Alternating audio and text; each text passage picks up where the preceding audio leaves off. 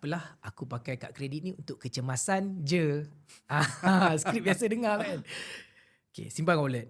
Tapi apa yang berlaku adalah, setiap kali kita pergi mall, setiap kali kita scroll kat Facebook ke, IG ke, TikTok ke, kita akan nampak peluang-peluang keemasan yang menjadikan itu satu kecemasan. Ish, Oh. kalau guna kad kredit dapat diskaun 20%. Ah. Kalau ni ambil ada easy payment plan, zero interest. Aha. Kad kredit 3,000 penuh. Oh. Lepas tu ada kad kredit yang kedua, kad ketiga, penuh.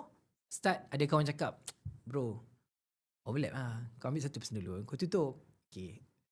Macam okay nasihat tadi tu. Dia zerokan kad kredit dia, tapi kad kredit masih ada dapat poket lagi. So dia keep repeating same mistake lagi dan lagi. So daripada personal loan asalnya 30,000, naik 70, naik 150. Lepas tu ada kawan cakap pula pergi tutup loan kereta. Jadi 250. Dan hari ni kebanyakan bank dekat Malaysia dah offer rate, bukan offer rate, dah offer pinjaman peribadi sehingga RM400,000. Personal loan? Yes, single bank.